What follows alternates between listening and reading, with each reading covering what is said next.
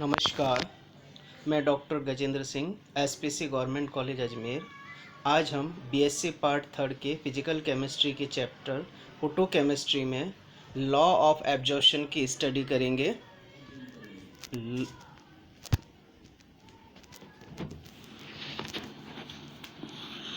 अवशोषण के नियम का अध्ययन करने से पूर्व हम लाइट का किस प्रकार अवशोषण होता है यह देखें। जब कोई लाइट बीम किसी सममांगी माध्यम पर आपतित होती है, इंसिडेंट होती है, तो लाइट का कुछ भाग माध्यम द्वारा अवशोषित हो जाता है, कुछ भाग माध्यम द्वारा रिफ्लेक्ट हो जाता है तथा कुछ भाग माध्यम से ट्रांसमिटेड हो जाता है। अर्थात कुछ भाग लाइट प्रकाश के कुछ भाग को माध्यम अवशोषित कर लेगा, कुछ भाग को परावर्तित कर देगा और कुछ भाग को पारगमित कर देगा। यहाँ हम देखें, यहाँ कुछ भाग तो अवशोषित हुआ, कुछ भाग परावर्तित हुआ और कुछ भाग पारगमित हुआ। तो जो भाग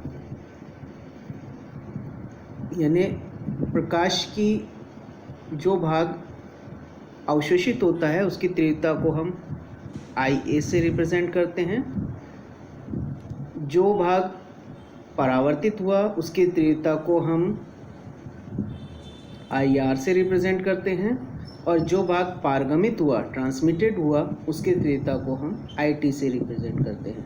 तो टोटल प्रकाश की तीव्रता क्या हो गई? I0 equal to IR plus IA plus IT। यहाँ I0 या I0 जो है, I0 intensity of incident light है, IR intensity of reflected light, IA intensity of absorb light and IT intensity of transmitted light.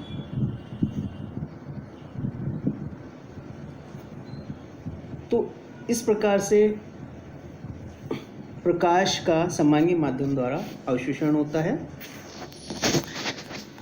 अब हम अवशोषण के नियम लें। प्रकाश के अवशोषण के दो नियम हैं, लैम्बर्ट लॉ और बियर लॉ। इन दोनों नियमों को मिलाकर एक तीसरा नियम भी दिया गया जिसे हम बियर लैम्बर्ट लॉ कहते हैं। सबसे पहले लें हम लैम्बर्ट लॉ। लैम्बर्ट लॉ 1760 में लैम्बर्ट ने दिया। उन्होंने बताया कि जब एक वर्णी प्रकाश की सममांगी माध्यम पर आपतित होता है तो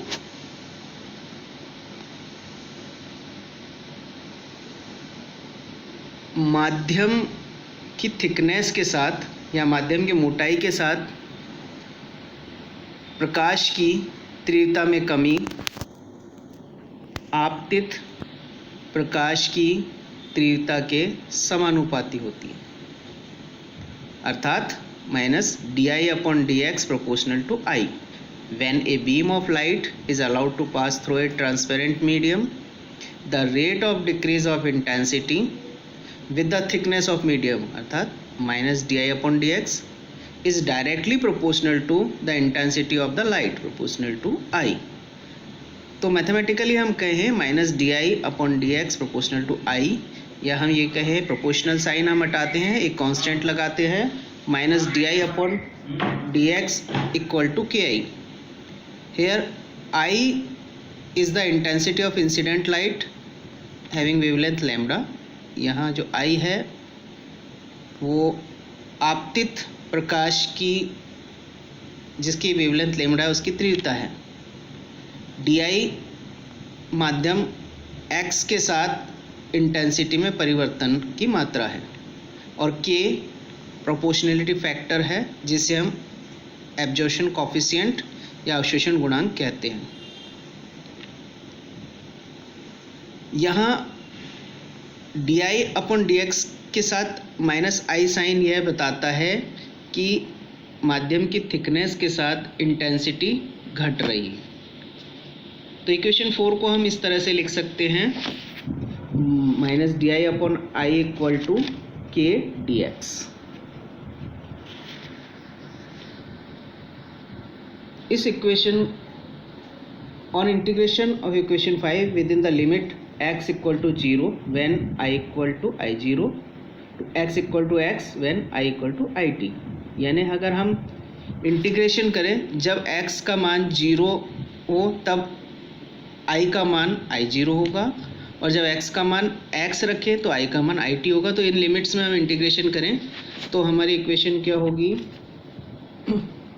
minus integration D I upon I limit I zero to I T equal to K integration D X limit zero to X. इस इक्वेशन का इंटीग्रेशन करने पर हमें नेक्स्ट इक्वेशन मिलेगी L N I zero upon I T equal to K X.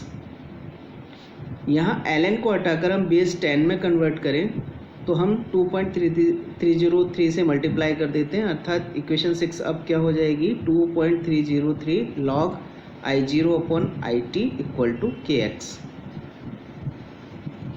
2.303 को हम right hand side ले आते हैं तो क्या इक्वेशन होगी log I zero upon I T, यानी ये हम इसको राइट हैंड साइड लेके आ गए तो हमारी इक्वेशन हो गई log I zero upon I T equal to K upon 2.303 x। या हम k अपॉन 2.303 इसकी जगह एक नया कांस्टेंट रख देते हैं k डैश, तो हमारी इक्वेशन हो गई log I zero upon I T equal to K dash X. या हम इसको इस तरह से भी कह सकते हैं I zero equal to I T E minus K X. ये इक्वेशन 9 होगी।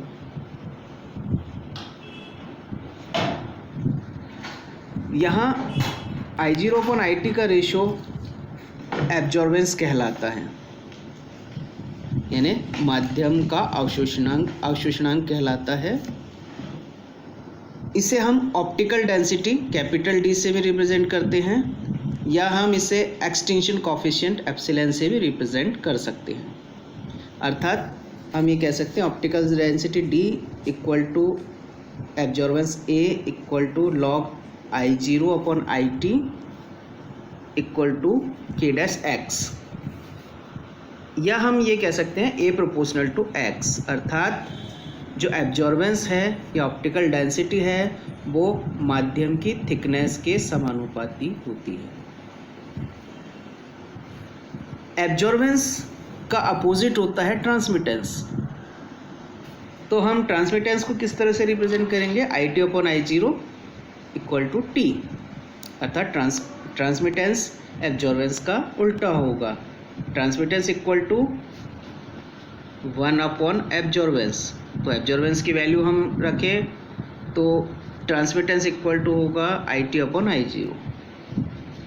तो हम लैम्बर्ट लॉ को हम उन्हें किस तरह से परिभाषित कर सकते हैं, when a monochromatic beam of light incident upon a medium perpendicularly the absorbance is directly proportional to distance travel by the beam. अर्थात जब कोई एक वर्णी प्रकाश किरण किसी समबांगी माध्यम पर आपतित होती है तो अवशोषण की मात्रा प्रकाश द्वारा तय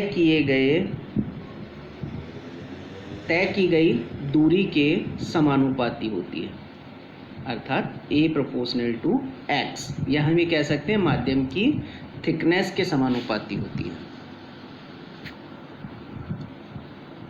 तो ये हमारा लैम्बर्ट लॉ था। अब हम लें बियर लॉ।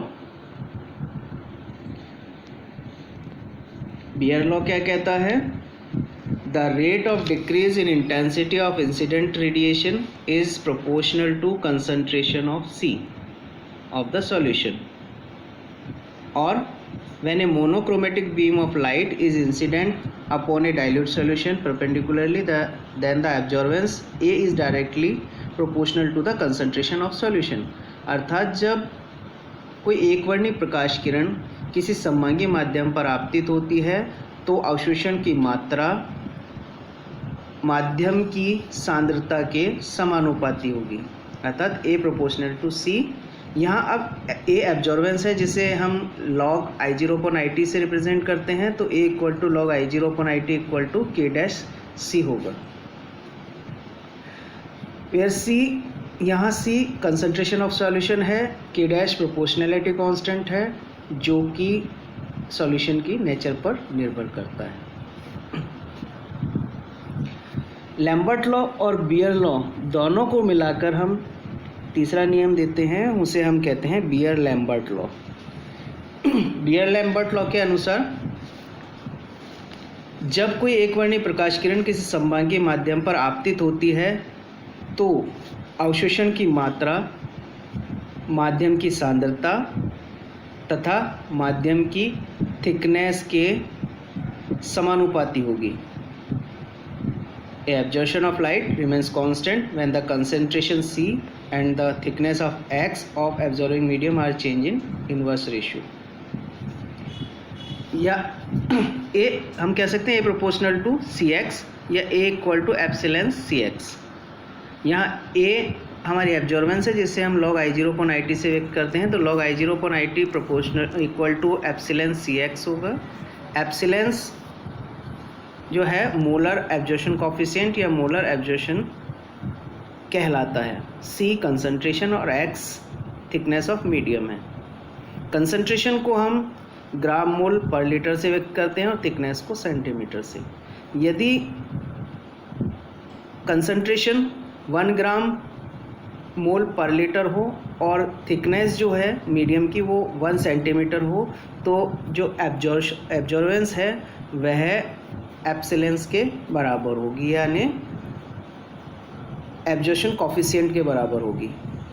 तो हम एब्जॉर्प्शन कोफिशिएंट को किस तरह से परिभाषित कर सकते हैं कि जब कोई एकवर्णी प्रकाश किरण 1 ग्राम मोल पर लीटर सांद्रता वाले विलयन जिसकी मोटाई 1 सेंटीमीटर है पर आपतित होती है, तो अवशोषण की मात्रा अवशोषण गुणांक यानी एब्जॉर्प्शन कोफिशिएंट के या मोलर एब्जॉर्प्शन कोफिशिएंट के बराबर होती है।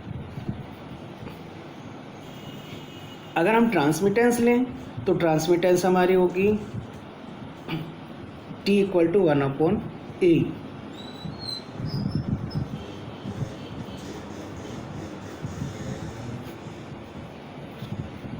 नेक्स्ट ले हम limitation of Beer Lambert law. Beer Lambert law की सीमाएं। बियर लैम्बर्ट लॉ केवल एकवर्णी प्रकाश स्रोत पर ही लागू होता है। Only occurs Beer Lambert law occurs when monochromatic light is incident on homogeneous medium. अगर एकवर्णी प्रकाश स्रोत नहीं है तो ये डेविएशन प्रदर्शित करता है। दूसरी लिमिटेशंस है कि यहाँ जो इलेक्ट्रोलाइट्स है, मीडियम में जो इलेक्ट्रोलाइट्स है उसकी कंसंट्रेशन चेंज नहीं होनी चाहिए। अगर कंसंट्रेशन चेंज होगी तो बियर लैम्बर्ट लॉ से डेविएशन होगा। अब कंसंट्रेशन चेंज होने का कारण क्या है? जो सॉल्यूट है, कलर्ड सॉल्यूट है, अगर वो आयोनाइज्ड होता है, डिसोसिएट होता है या एसोसिएशन होता है तो उसकी कंसंट्रेशन में चेंज होगा। तो हम ये कह सकते हैं कि अगर सॉल्यूट आयोनाइज होगा, डिसोसिएट होगा, एसोसिएट होगा तो बियर लैम्बर्ट लॉ से डेविएशन होगा। नेक्स्ट लिमिटेशन लें, अगर सॉल्यूशन में कोई इम्प्यूरिटीज़ प्रेजेंट है, कोई अशुद्धि उपस्थित है तो बियर लैम्बर्ट लॉ से डेविएशन प्रदर्शित होगा या बियर लैम्बर्ट लॉ से विचलन प्रदर्शित होगा। इसके साथ साथ अगर सॉल्यूट विलयन में कोई स्पीसीज़ पॉलीमराइज होती है या स्पीसीज़ का बहुलीकीकरण होता है तो बियर लैम्बर्ट लॉ से डेविएशन होगा। यानी अगर कोई स्पीसीज़ बहुलीकरण करती है तो वह बियर लैम्बर्ट लॉ से विचलन दर्शाती है। यह नियम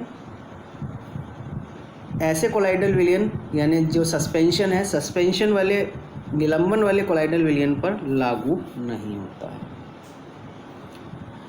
और लास्ट लिमिटेशन हम देखें यह केवल तनु विलयनों पर ही लागू होता है। अगर विलयन की सांद्रता बहुत अधिक कर दे तो विलयन जो है विलयन वो बियर लैम्बर्ट लॉ से डेविएशन प्रदर्शित करेगा, अर्थात सांद्रता बहुत अधिक होने पर बियर लैम्बर्ट लॉ से विचलन प्रदर्शित होगा। तो यह हमारे लॉ ऑफ एब्जॉर्प्शन अवशोषण के नियम थे। Thank you.